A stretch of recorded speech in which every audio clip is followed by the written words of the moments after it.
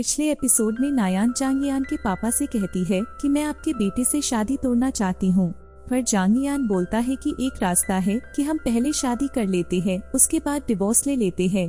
पर नायान बोलती है कि इससे हम दोनों परिवारों की बहुत बदनामी होगी, इसलिए वो एक डील रखती है।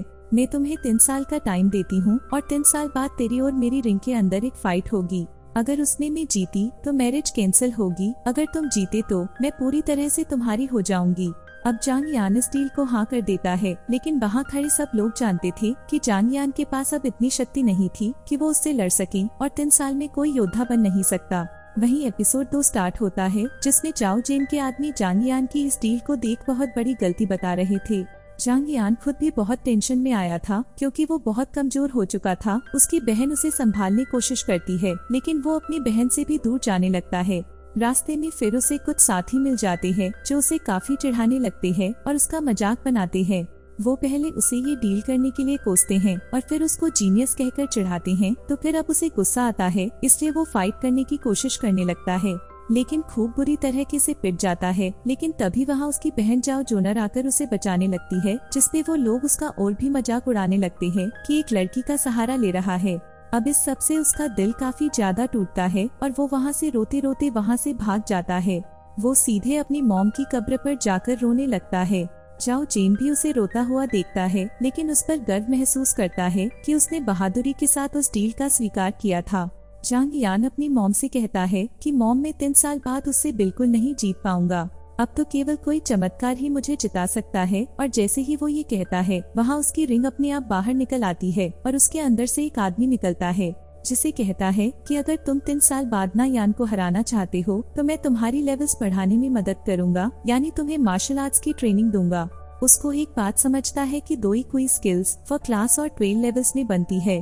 4 क्लासेस के नाम हेवन, अर्थ, ब्लैक और येलो है और हर क्लास के अंदर 3 लेवल्स है। नायान के साथियों के पास ब्लैक की हाई लेवल स्किल्स हैं और अगर तुम चाहो तो मैं तुम्हें उससे भी हाई लेवल्स की स्किल्स सिखा सकता हूँ। अब जांग यान उसकी बात सुनकर खुश होता है, लेकिन एकदम से वो अपने दिमाग का यूज कर उस पर शक करने लगता है कि क्लास ब्लैक से ज्यादा शक्तिशाली तो क्लास हेवन है और क्लास हेवन को सीखने में तो कई सदियों लग जाएगी। ये जरूर कोई ठग है। वो अपनी शंका को उसके सामने भी रखता है, लेकिन अब वो आदमी उसे अलग अलग तरह के कारनामे उसे करके दिखाता है, जिससे जांग यान काफी इम्प्रेस हो जाता है और उन्हें अपना टीचर बनाने के लिए रेडी हो जाता है। लेकिन तभी फिर वो उनसे अपनी हेल्प करने का कारण पूछता है, जिस पर वो बताता है कि तुम्हें मुझे 3 साल तक संभाल कर रखना है, इसका एहसान वो चुकाना चाहता हो। उस आदमी का नाम याओ चेन है।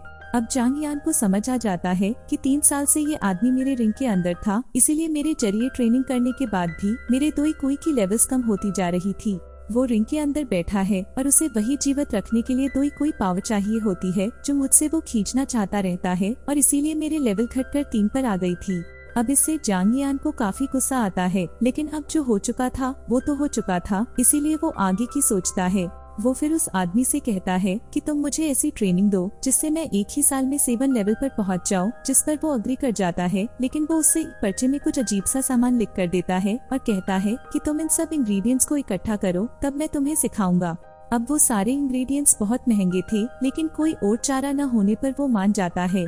वहीं दूसरी तरफ जायली हाउस के हेड जायली बाई जांग यान की समृद्धि को देख जांग यान को बहुत कोसता है, लेकिन तभी उसका बेटा उसके कान में कुछ कहता है और जायली बाई की इविल स्माइल के साथ ही एपिसोड यही खत्म हो जाती है।